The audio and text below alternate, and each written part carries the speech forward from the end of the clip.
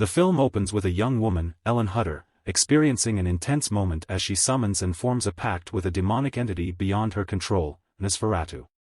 Once the ritual is complete, the vampiric creature consummates their dark union before seizing her throat, marking the completion of her possession.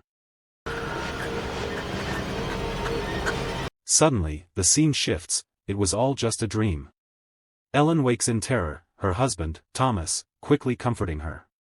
He reassures her that there's nothing to fear, but as he prepares to leave for work, Ellen remains unsettled by the nightmare. The year is 1838, in the town of Wisborg. Meanwhile, Thomas, in a hurry, sets out to meet his employer, Knock. Upon arriving, Thomas apologizes for his tardiness, but Knock disregards it, instead congratulating him on his recent marriage. Without delay, he presents Thomas with an unusual business proposition, securing the sale of an old estate in Wisborg to a mysterious, reclusive nobleman, Count Orlok. Seeking financial stability, Thomas eagerly accepts. Later that day, Thomas returns home to inform Ellen about his upcoming journey. Upon hearing this, she becomes fearful, confessing that before their wedding, she had a haunting vision, one where she married death itself, surrounded only by the dead. Despite the horror, she found herself strangely drawn to it. Thomas dismisses her fears, reassuring her once more before leaving her in the care of his wealthy friend, Friedrich Harding, during his absence. That night, Ellen's nightmares return. Nosferatu, bound by their pact, continues to claim her soul. The following morning, as Thomas prepares for his journey, Ellen gifts him her necklace, unaware that she had, in her sleep, cut off a lock of her own hair and placed it inside. This seemingly innocent act unknowingly fulfills one of Nosferatu's sinister conditions. After a long journey, Thomas arrives in Transylvania, where the villagers greet him with wary hospitality. Their fear of Count Orlok is evident, though they refuse to speak openly about him. That evening, an elderly woman hands Thomas a cross, warning him that he will need it soon. Later, he witnesses the villagers performing a gruesome ritual, driving an iron stake through a supposed vampire's corpse.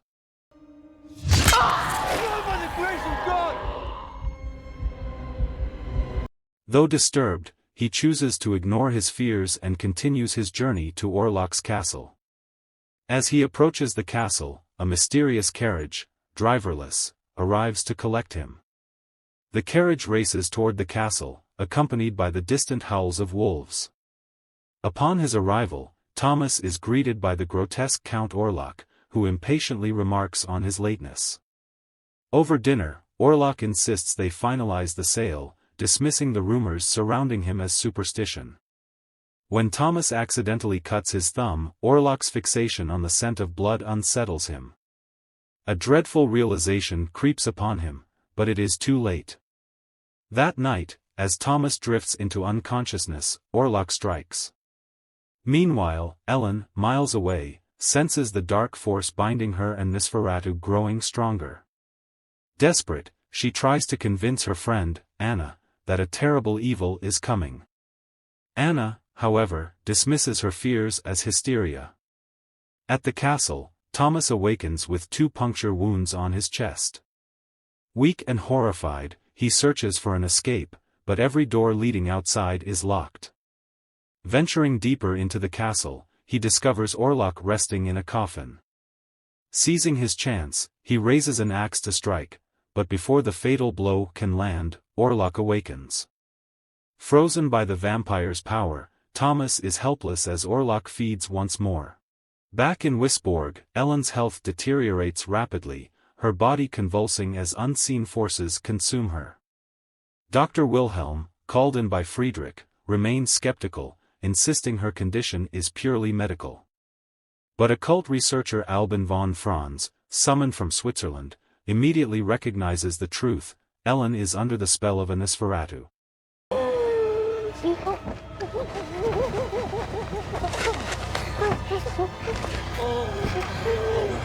Determined to escape, Thomas throws himself from the castle's tower into the river below. A nun later discovers his unconscious body and brings him to safety. Despite being weak, Thomas insists he must return to Wisborg. Ellen is in danger.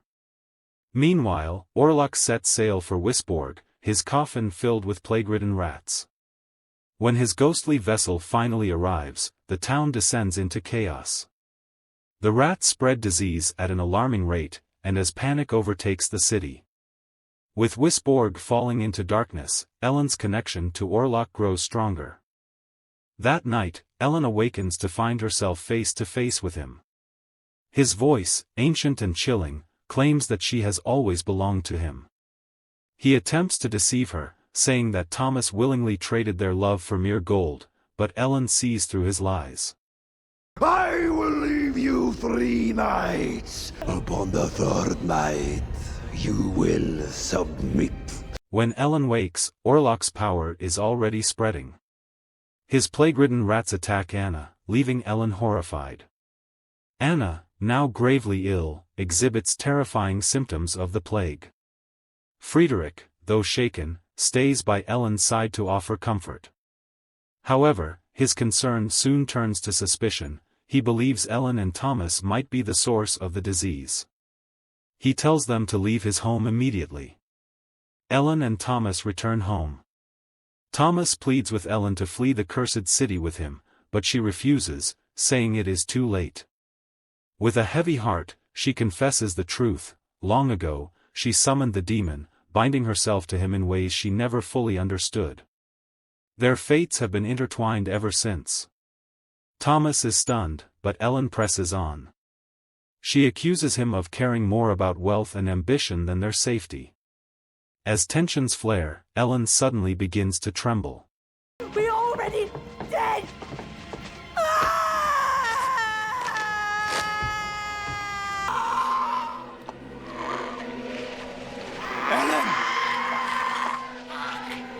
Thomas, realizing the horror before him, tries to run for help, but Ellen, now possessed, stops him. Her voice, dripping with unnatural authority, commands him to submit. Helpless against the dark force compelling him, he obeys. Afterward, Ellen collapses, returning to herself but terrified of what has just occurred. That night, Orlok demonstrates the extent of his merciless power. He slaughters Friedrich's children, leaving their father shattered beyond repair. Overcome with grief, Friedrich can no longer deny the truth. Nosferatu is real, and his reign of terror has only just begun. Determined to end the nightmare, Albin devises a plan. He reveals the only way to destroy Nosferatu: a pure-hearted woman must willingly sacrifice herself. Ellen is the only one who can fulfill this terrible role. Driven mad by grief, Friedrich goes to his wife's corpse. When the others arrive, they find him dead, the plague having claimed him as well. With no choice, they burn his body along with his wife's to halt the spread of disease. With time running out, the group presses forward with their plan. Ellen lures Orlok to her room while the others hunt for his coffin. When Thomas finally drives his blade into the resting figure inside, the truth is revealed: it is not Orlok. Realizing the trap, Thomas sprints back to save Ellen, while Albin sets the crypt ablaze, ensuring Nosferatu's unholy presence will never rise again. At home, Ellen stands waiting in her wedding gown. As Orlok enters, she meets his gaze and, without hesitation, recites her vows. She surrenders to him completely, allowing him to feed upon her, sealing their unholy union. But as dawn's first light breaks through the darkness, Orlok falters. A strange weakness overcomes him. Ellen's willing sacrifice has undone him. His immortal body withers, his flesh crumbling into dust. With an anguished scream, Nosferatu collapses, lifeless in Ellen's arms. Moments later, Thomas arrives, breathless and desperate. He kneels beside Ellen as she lays dying, her strength fading. As she takes her final breath, the plague vanishes. The nightmare is over. Wisborg is free.